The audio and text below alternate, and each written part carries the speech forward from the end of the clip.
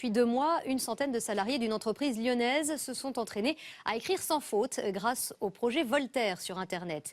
Et hier, ils ont enfin passé le test d'orthographe. Bilan de bons résultats au-dessus de la moyenne nationale. D'autres entreprises devraient mener ce type de projet car l'orthographe, c'est important. Chaque jour, à travers les textos ou les mails, nous exposons nos fautes à tout le monde. Quelles peuvent être les conséquences d'une mauvaise orthographe sur le recrutement, sur les entreprises et comment s'améliorer? Ce soir, c'est Anissé Mbida qui répond à toutes vos questions. Et à la première d'entre elles, quel est le niveau d'orthographe dans les entreprises, Anissé? Eh bien Nathalie, il est plutôt faible. Regardez, 90% des emails professionnels contiennent au moins une faute d'orthographe. C'est énorme. Alors, vous allez me demander comment ça s'explique. Eh bien évidemment par la baisse générale du niveau d'orthographe, mais surtout parce qu'à l'ère du mail, il n'y a plus de secrétaire, on va de plus en plus vite et donc on prend moins de temps de se relire. Les conséquences du coup peuvent être importantes. En termes d'image, tout d'abord, on aura moins de confiance en son conseiller si ses courriers sont truffés de fautes.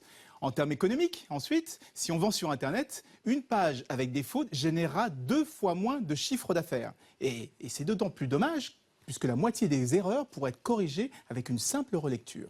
Question conséquence, justement. Les fautes d'orthographe sur les CV influencent-elles les recruteurs? Bien oui, évidemment. C'est même devenu un critère de sélection. Regardez, 5% des recruteurs écartent une candidature dès la première faute. Et s'il y en a plus, le CV a une chance sur 3 d'aller à la poubelle. Enfin, une mauvaise orthographe peut vous empêcher d'obtenir un poste d'encadrement. Car on ne sera pas vraiment crédible si on envoie des notes de service bourrées de fautes d'orthographe. Alors, question conseil maintenant, comment améliorer son orthographe? Eh bien, sachez d'abord, Nathalie, qu'un correcteur orthographique, ça ne suffit pas. Ne vous fiez pas non plus aux moteurs de recherche. On y trouve plus souvent l'orthographe des autres que l'orthographe de référence.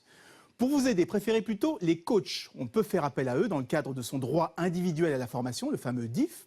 On peut aussi faire appel à des applications ou des sites web pour se perfectionner. Et toutes les références sont sur M6 Info, si vous voulez savoir. Enfin, il existe un certificat, le certificat Voltaire, qui prouve son niveau d'orthographe comme on prouve son niveau d'anglais. Et il paraît que c'est du plus bel effet sur son CV. C'est noté et on fera le test. Merci beaucoup, Anissé.